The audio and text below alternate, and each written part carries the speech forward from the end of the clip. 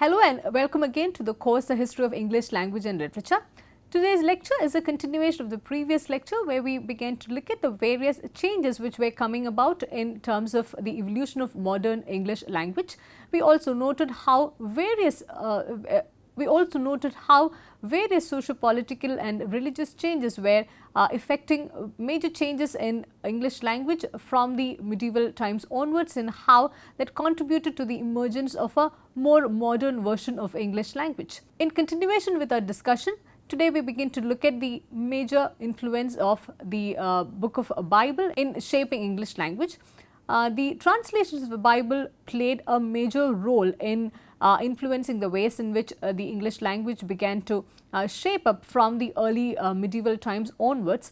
We also know that this series of translations and this changing and shifting tendencies in terms of literary prioritization, it also had a long and controversial history. For instance, as we had noted in one of our earlier sessions, one of the earliest translations by Wycliffe in 1382, where he translated a Bible from Latin into Middle English, there was this concern about English not being a language worthy of conveying the profound moral and biblical sentiments. But however, we do find that English had come a long way from those early times, and we also know that by the time of the end of the medieval times and the beginning of the modern era, there is more acceptance for these translations from the earlier Vulgate editions. In 1526, by the time Tyndale translated the New Testament from the original Greek, we also realize that there is more acceptance for Tyndale's conviction that people should be able to read the Bible in their own language. So, accordingly, we also find him using not very scholarly expressions in his translation, but all using more plain and colloquial terms in order to bring the Bible closer to the common man. And some of the expressions that Tyndale used as early as 1526, it also became accepted as standard expressions in English language. For example, certain usages which have come to stay on include the powers that be, the signs of the times, a law unto themselves, eat, drink and be merry, etc. We also find that all of these phrases and usages, they continue to be used even outside the biblical or theological context. What perhaps became the most significant event in terms of the influence that the Bible exerted was the publication of the Authorized version of the Bible, which was the translation, as we know, commissioned by King James I in 1611. In this version of the Bible, which also came to be accepted as the more standardized version, we find that the grammar was of an old form, in the sense that particularly in certain aspects such as word order, we find the older word order getting retained. We also find that in spite of the in spite of the archaic nature of the structure of the language and structure of grammar, some of the expressions have continued to live on. For example, we note that certain expressions are not colloquially used much, but they have become part of certain literary expressions. For example, they knew him not, where we find that the word order is not like we use in the contemporary, things eternal rather than eternal things, and also older expressions of words. God doth know instead of God does know, your cup the runneth over. We do notice that certain expressions such as runneth is not colloquially used, it is not part of the written language either, but nevertheless for certain scholarly and written expressions, this continues to be favoured in particular forms of writing. And there was also a lot of irregular verbs which were used in this translation. Including words such as spake instead of spoke, but we also find that this has become quite old fashioned and we do not use these expressions anymore. In the previous session we noted that for a long time his was used as a possessive form instead of its. His was used as a masculine and the neuter form, because of which we have this statement from the Authorized version of the Bible: if the salt have lost his savour, wherewith shall it be salted? But at a later point, with the introduction of its, we find his getting confined to the masculine form alone. There are also a number of proverbial expressions which were originally part of the Bible, which now has come part of the English language sayings itself. There are also certain proverbial expressions which have now become part of the English language itself. For instance, the sayings such as money is the root of all things to all, the blind lead or leading the blind. Even the expression at their wits' end, which is mostly used in secular context, has been taken from one of the proverbs in the Bible. It's important to remember that Bible was mostly heard by the churchgoers than read by individuals during those times. So, the rhythm and cadence of the speech had a lot of influence on the English people of the 16th and 17th centuries. So, thus we can even say that the translation which was popularized by King James I, it not only influenced the written form, but it also influenced majorly the ways in which people were speaking. It was also said during those times that there people used to hear a lot of Bible and a lot of Shakespeare during those times, that many of the expressions from the Bible and from Shakespeare's plays, they became part of the everyday speech of the people, and some of which we also know have stayed on to the posterity as well. Another significant influence alongside the Bible was the Book of Common Prayer, which was used mostly by the Anglican Church. But some of the phrases which were part of this common prayer book, they also became so conventionalized that it became almost undistinguishable from whether that was from the Bible or from the prayer book. For example, the expressions such as those whom God hath joined together, let no man put asunder. It's now part of even modern Christian marriage ceremonies. And the expression read, mark, learn and inwardly digest, and also this expression earth to earth, ashes to ash, also this expression earth to earth, ashes to ashes and dust to dust. So, we find that the Book of Common Prayer, which was initially imposed on a set of people, it later became quite definitive even in shaping the linguistic patterns of a particular nation. After Bible, perhaps the most important influence during the Renaissance times on English language was that of William Shakespeare himself. We have noted multiple times about the various ways in which Shakespeare and his plays influenced the English language in various forms. We noted how he had brought about a particular a new sense of linguistic awareness itself. And we also noted that in spite of the profound kind of influence that he had, he also catered to different classes of people, regardless of whether they were learned or whether they were illiterate, whether they were the groundlings, whether they were part of the noblesse. Regardless of all of those things, we find him catering to the linguistic taste of almost all classes of people. So, we can say in a way that he exploited the fluidity of the language which was prevalent then. It is again useful to remember that the English language was not yet standardized during Shakespeare's time. So, there was also a lot of flexibility available. He could also experiment a lot with language because there was no standard spelling, there was no standard set of words. It was more open to all kinds of experiments and possibilities. So, we find Shakespeare making the utmost use of all of these newer possibilities. We find him coining new phrases, introducing new words, using innovative idioms, and all of this also had contributed much to the creative ambiguity that dominated many of his linguistic aspects. He also used his vocabulary to create a lot of drama and dramatic effect. For example, he was the one who began using a recurrent word in a single play in order to create a dramatic effect. For example, in his play Macbeth, we find the word time being used over and again to create this to drive home this idea that time was perhaps one of the most important characters in the play itself. And also the term honest being used over and again in the play Othello, and the term act being used many times in the play Hamlet. This also showcased the multiple ways in which language could be used not just for communication and expression, but also to create a dramatic effect. We noted in the previous session that during this transition time there was an ongoing tussle between the words that had Latin origin and the words which had more native Anglo-Saxon origin. So, we find Shakespeare exploiting this also to his own convenience, and we find that in many of his works it is possible to notice a certain tension between Latin derived vocabulary and informal native English vocabulary. And this is also used to create a certain dramatic effect, because when one uses both of these sort of words from different background in the same dialogue or in the same context, it also had the possibility of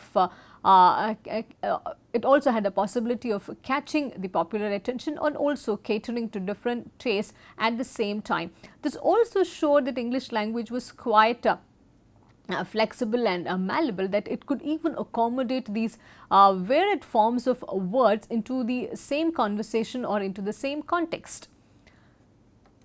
Shakespeare also experimented with the use of the grammatical pattern of doubling, which means the splitting of a single thought into a double pattern of two words. And because of this, we have certain interesting expressions which have now become part of the language, such as the slings and arrows of outrageous fortune, oh what a rogue and peasant slave I am, oh what a rogue and peasant slave am I, to be or not to be, which is perhaps one of the most quoted expressions from Shakespeare. This is a coordinated phrase when we talk about the grammar in it. He also popularized certain appositions, such as he took my father full of bread. We do find that all of these words do now have a meaning even outside their original context, which was their dramatic context, and we find them getting built into language and also giving a much more literary flavor to the literary. Also, we find it giving a much more literary flavor to even commonplace expressions. If we try to survey the contributions, if we try to analyze Shakespeare's contribution to English vocabulary, it would be interesting to note that Warren King, one of the later linguistic historians, he remarks, in all of his work, the plays, the sonnets and narrative poems, Shakespeare uses 17,677 words. Of those, 1,700 were first used by Shakespeare. This was quite a feat. In one of the earlier sessions when we discussed Milton, we also noted that Milton had only half the vocabulary of Shakespeare. He was also considered as one of those earliest stalwarts who experimented a lot with language. In Shakespeare's vocabulary and his new coinages, it came from different sources. He borrowed freely from classical languages and also from foreign languages without bothering whether he really knew the etymology of it or not. So, as we noted in our discussions about Shakespeare, he used everything for the stage. So, even the new words that he coined, he did not bother to find out whether it was grammatically accurate or whether it would fit the context given the etymology of the word. But if he at all thought that it would be popular, he did not think twice before adding it, before making it part of his plays. And some of the techniques that he used were changing nouns into verbs, changing verbs into adjectives, or even connecting words never before used together, or even adding prefixes and suffixes, and even devising words which are wholly original and entirely invented by him. Some of the examples we shall also take a look at soon. And Oxford Dictionary also now records that almost 2,000 words were entirely contributed by Shakespeare himself to English language. And some of the expressions include seen better days, strange bedfellows, a sorry sight, full circle. So, there are a number of words which we even continue using without knowing that they were actually coined by Shakespeare, and also that there was no such word or an expression available before the time of Shakespeare. For example, we have all of these set of sayings and expressions from Shakespeare, which now has become quite an integral part of English language, and this also shows from which a play some of these expressions have been taken from, such as all that glitters is not gold, all's well that ends well, even expressions such as break the ice, elbow room, the faint hearted, jealousy as a green-eyed monster, and the expression it was Greek to me, and even expressions such as wild goose chase. So, there is a whole range of not just new words, but even a set of new expressions with an entirely new set of meanings which were made available by Shakespeare and his plays. So, these are some of the ways through which he tried to form new words by adding prefixes and suffixes. For example, from the word sense, he made the word nonsense, uncivilized from civilized by adding un again to comfortable, he made it uncomfortable, disrobe, endear, laughable and immaturity. We also find that with the addition of a suffix or a prefix, the meaning also changes entirely, and it also sometimes become a contrastive meaning from that of the original root word. There were also certain compounding expressions that used which were not used until that point of time, that is combining two existing words in order to give a new, in order to provide a different meaning altogether. Terms such as a French woman, heaven said and laughing stock. Many more similar words are available, however, we are not talking about all of those in this session. There was also a certain word class conversion that Shakespeare used, that is changing one class of words into another, from one form of speech to another form of speech. For example, the words such as invite, and invite is a noun, but he could also make it a verb by adding to it, to invite. And gossip was originally used only as a noun, but he makes it a verb by using to gossip. We also find that Shakespeare used certain new forms of verbs, coined a new set of verbs from the existing nouns. For example, the term to out Herod is an expression that Shakespeare first used, and now it has become part of English vocabulary and English grammatical structure. Moving on from Shakespeare, it is important also to realize how vocabulary continues to expand. These are some of the basic principles which also have been noted as the possible reasons for the expansion of vocabulary throughout. Especially from the Renaissance times onwards, we find that there is a way in which language continues to be evolved. There of course is certain standardization that takes place, but at the same time there is also room for further expansion, and we also find that not just English, all languages continue to evolve in particular ways due to various sorts of external reasons. In this context, it is also important to take a look at some of the possible reasons that could have led to the emergence of newer words and new vocabulary. One of the most important reasons is that of by imitation or onomatopoeia. Onomatopoeia is the emergence of a set of words, the sound of which itself conveys the meaning. For example, here we have a certain set of words such as bang, pop, buzz, click, whiz, rumble, mumble, hiss and giggle. If we look at the meaning of these words, it is possible to note that these words in fact suggest certain sounds which possibly certain animals make or certain objects make. For example, hiss is considered as the sound of a snake, buzz is that of a bee. So, the sound itself, the sound of these words itself convey the meaning in particular words, or words such as click. It even when we articulate the word, the meaning is quite inherent within that. So, the sound and the meaning are quite connected in onomatopoeic words. So, it is possible to come up with newer forms of words and newer forms of coinages in this sense, and we also note that many of the words in English language, it also has an onomatopoeic origin. Another important thing that we note is that many of the times a new word is coined when an older word is given a newer significance. For example, the word manufacture, now we know what it means in the contemporary, but at one point of time the term manufacture meant make by hand. But now we know that manufacture is far from it. Nobody uses the term manufacture to talk about something which is made by hand. Manufacture is for more factory based or non-manual kind of production. Also, the term radical had an entirely different, almost a contrastive meaning in the earlier centuries. It meant a basic or going to the root of things. Now we know that radical has an entirely opposite meaning from the original word. So, in these ways we find that there is even the root word even when it loses its original meaning, a new meaning comes to occupy its older place. Thirdly, we find that there is a way in which a word which is normally used as one part of speech is used as another. Shakespeare used to use this particular technique quite immensely, but even later on we find that this contributed much to the evolution and the emergence of newer words and newer vocabulary.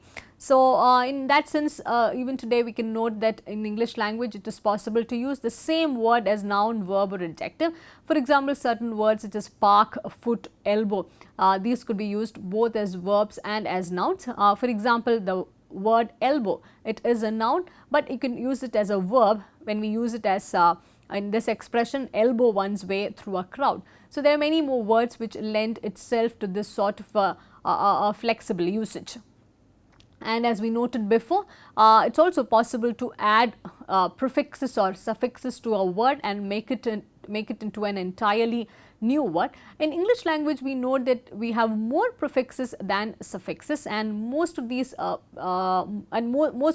prefixes and suffixes are also from the Latin origin. For example, any word which begins with anti or pre, post, super, sub, circum, they all have certain Latin origin in place. And the only extant native prefix which was of native English origin is perhaps un, from which we have words such as uncommon, uncanny, etc. And if we take a look at some more of these prefixes and suffixes, we will also note that if we take a look at some more of these suffixes and prefixes, we can also note that we do have a number of words which have derived from a particular suffix or a prefix, and also it is possible to derive unlimited number of words from a single prefix or suffix itself. For example, some of the popular forms of suffixes include dum, ship, th, less, ish, ness, ist or ism, et, e and vert. And here we have given just one example, but we also note that multiple and infinite number of words could be derived from this. For example, from dom we have kingdom, there could also be martyrdom and words such as that, and from ship words such as friendship or worship, and from sir, this incidentally is a more archaic form of expression because we do not find newer words getting coined from this, but nevertheless from words such as long we have length, from strong, strength,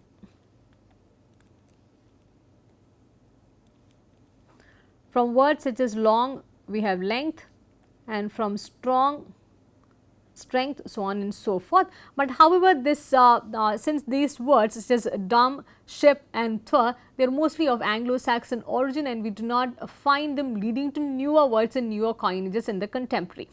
And there are also certain words such as less, which leads to terms such as careless, ish to words such as English, ness, richness, goodness, wellness, one could go on, and also ist or ism such as pacifist or pacifism, socialist or socialism, and et from cigar we have the term cigarette, and also this is of a French origin, the double E at the end of a particular noun. So, from this we have employee, refugee, payee, etc.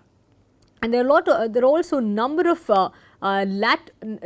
suffixes which are of Latin origin, including a vert, which also has led to certain terms such as convert, introvert, extrovert, so on and so forth. And finally, even through abbreviated forms, newer words could be coined. For example, we have words such as exam from examination or photo from photograph.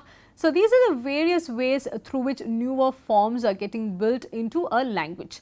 And in terms of English language, it is very important to note that through the various socio-political, economic and religious changes, English language continued to evolve and develop right from the medieval times through the modern era.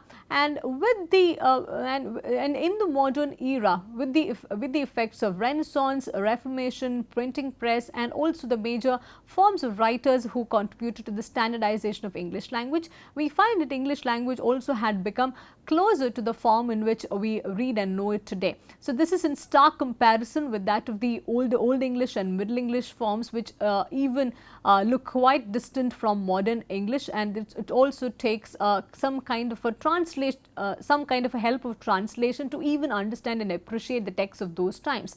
But later on, especially from Shakespeare's times onwards, from the 16th, 17th century and in the later times, we find that English begins to take a more modern form, not just in its speech and its variety, but also in the ways in which the grammatical structure is formed, in its spelling, so on and so forth. So in this course, as we have noted in the beginning, as it is important for us to take a look at the history of language alongside the history of literature, we also begin to note that history of language definitely shapes the ways in which writings, spelling, particular styles of forming words, forming expressions, vocabulary, they are all intermittently connected with each other. Also in terms of spelling, if we had noticed in the Middle English period and also in the earlier periods of the modern era, we find that a single writer used to use different kinds of spelling. Even in the same era, we had different forms of spelling in place. But later on, we find all of this getting standardized, and it's useful to remember that even Shakespeare, his own name was spelled in about 80 different ways during this time. So some of these aspects which we now take for granted did go through a historical process of evolution and a historical process of standardization, and it's important for us to know, as students of language and literature, to know that all of this together had contributed to the varied and the multifaceted history that English literature is comprised of. So on this note, we come to an end of this session, and in one of the later sessions again we shall come back to take a look at the various ways in which English language continue to evolve and develop alongside the various literary and non-literary forces that shaped and redefined them. So that's all we have for today. We look forward to seeing you in the next session. Thank you.